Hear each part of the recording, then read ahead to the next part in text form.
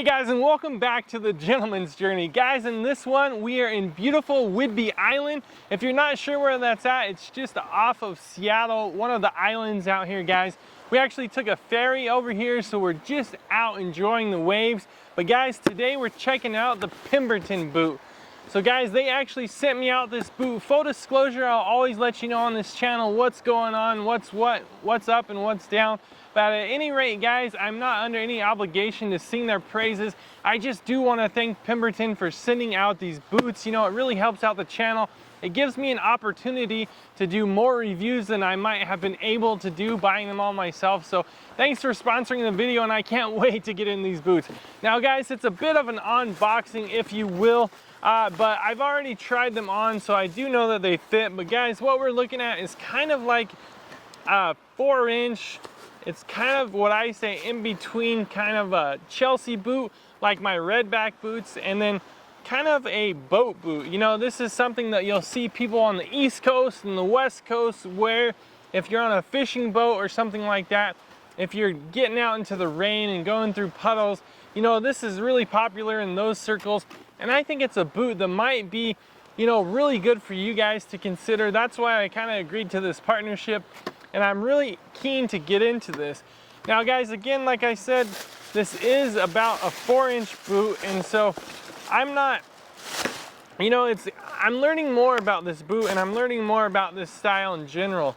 I was kind of interested because when you think of rain and puddles and stuff, I tend to think of like muck boots and being out on a farm or a ranch, or, you know, I was down south in Oregon. I was over at my buddy's cranberry bogs. You know, we were hanging out in some deep water and stuff, and obviously the 4-inch isn't gonna get you there, but there's a real big need for this boot, and I think that they try to kind of meet a lot of neat needs that different gentlemen and ladies would have, and I think they've came up with a pretty neat boot at an awesome price point. So guys, if you haven't, make sure and check out my redback boot video, guys. I did the kind of the original video and then a 1-year review, and that video is getting a lot of attention, and these boots you know, are beginning to be really popular among the tradies and stuff. I'm wearing them already, so I thought I would just kind of show you. This is a 6-inch Chelsea boot, and this is kind of like a 4-inch rubberized boot with neoprene. And so, you know, it's not a side-by-side comparison, but you see the 2 pull tabs here and the 1 here, but that really does afford you the opportunity to just go ahead and pull, and it slips right on. Now, I've told you guys in the past, I have that run and gun kind of lazy attitude sometimes, and I really appreciate a boot that you can just grab and slide on in the morning. And that's why I think this is a bit of an errand boot for me. You know, on those rainy days, you gotta go outside and maybe just hustle with something and, you know, get something done, whether it's for work or play or run out to the car and grab something. It's raining. I'm sure this would be the boot that you would slip on and just go for it. But you know, they're kind of marketing it as a fashion forward boot that you can kind of not necessarily dress up a bit, but pretty casual workwear. You can pull this boot off. Black does go with a lot of different things. So at any rate, guys, it's not something like we get into with the 360-degree welt, and the price point is under $100. So this isn't something that you're gonna get resold. It does have a life cycle, and you will see the end of it in your time. I can guarantee that you'll see it at some point. And make sure and hang back. If you haven't, consider subscribing, because we do 6 months reviews, we do 1-year reviews. If this boot hits its limit, I'll let you guys know. We're gonna do a bunch of reviews. I don't have experience with these guys. It's kind of my first look at this boot. It does have a bit of a liner in there, and then it's just gonna have a rubber midsole. You know, there's not a metal shank, there's not a fiberglass shank, it's not welted, it's basically formed rubber, but it has the sewed on kind of neoprene inner right there, and it does give a lot of stretch. And so far, for the short time I've had it on, it is comfortable, and it kind of holds my foot snug, and it feels pretty darn good. I'll be honest with you, I'm not having any dramas with it. Now guys, funny enough, I'm a Colorado guy at this point, but we're over here in Whidbey Island. If you look over my left shoulder and you go far enough, you know, just a boat ride over there, you're gonna be in British Columbia in Canada, and that's where these things are designed. But if you take a look at the box, they're made in China. So again, guys, we're looking at a Chinese product. I know a bunch of you guys are gonna click away right at this point, but those of you that are hanging with me, you know, just give it a moment and we'll talk about kind of who this boot's for and what some of the purposes could be. Now we've covered kind of what it's made of, so you know you're getting a neoprene and rubber boot. It's good for the rain, it's good for outdoors. We're gonna walk the beach here in a bit. You know, we like to take all these boots on an adventure. We like to put them through their paces, guys. And so this is the kind of environment that these boots want to live in. We've talked a little bit about the build quality, the construction. As far as the care, you know, what they told me on the website is just get a care kit and care for them from time to time. So not a lot of insight or instruction there. Maybe they'll reach back out to me. If they do and give me more instruction on that, I'll drop it in the comments. So be looking out for any more kind of insight on how to care for them, guys. But as far as fitting, so I wear a size 12 in tennis shoes, and then I wear a size 11.5 in like Thursday Boot Company. In my Iron Ranger by Red Wing and stuff like that, I go down to size 11. And so just to give you a little bit of frame of reference, if you're kind of like me, you know, Iron Ranger, I wear an 11. Over here, I'm wearing a 12. So this is a men's 12 by Pemberton, and it fits me really snug. And for what I imagine a rubber boot is supposed to feel like, I haven't had rubber boots since I was a kid, you know, those bright yellow or bright red or green kind of rain boots. I haven't had anything like that for a while. I've been looking at muck boots. I've been looking at extra, I can't remember, there's another kind of rain extra or something like that. There's another boot that's coming out right now. I keep seeing ads on my Instagram for, you know, there's different type of rain boots, and I haven't had one on for a while. But in terms of like how my Chelsea boot fits and stuff, I've had some Chelsea boots where it just grips me too tight on the ankle and I just couldn't wear them. It was just extremely uncomfortable and I had to just take them off right in the store. I was really fortunate that my redbacks weren't like that because I had them mailed in and I really didn't want to send them back after I had to send my Bloodstones back. So again, these aren't cutting the circulation off or anything like that, so they seem to have found a good, you know, one size fits all, but it fits pretty good, pretty snug.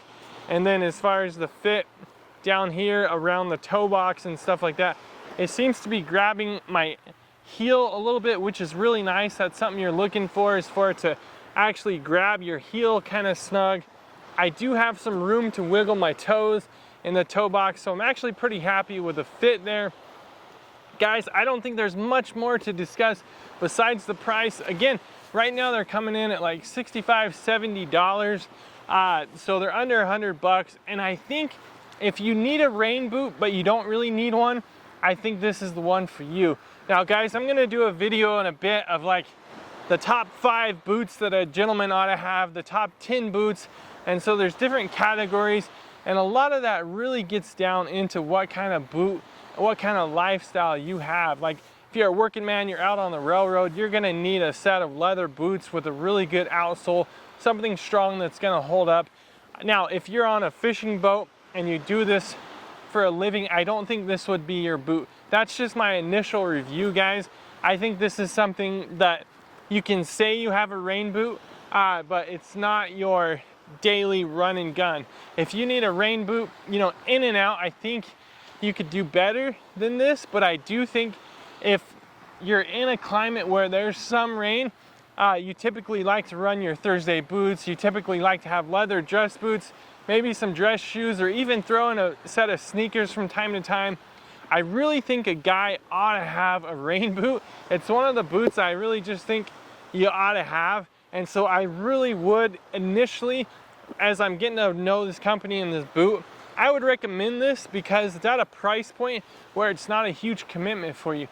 You got it, it's there in the, you know, in your boot closet, and it's ready for when you need it, but you didn't commit full on.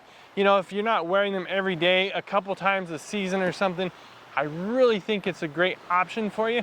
That way you can spend more money into those Red Wings, into the Franks and Nicks and Whites and some of that stuff. You can save back some of that money to those other places. Meanwhile, you kind of got your bases covered. So that's kind of what I would say this boot would be, is to cover your bases. Now, we're gonna learn more about it. Maybe it'll surprise the heck out of me, and I'll even put a gold star on it or something. But at this point, we're gonna get out and kind of get them wet and just play with them. And I think it's gonna be a lot of fun. So make sure and check out this little journey, and be sure to subscribe. We're gonna come back to you right at the end of the video. But at any rate, guys, make sure, hit the bell. You'll get notified anytime we put a video out. And we're gonna get out and put these boots on and, just get them wet a little bit.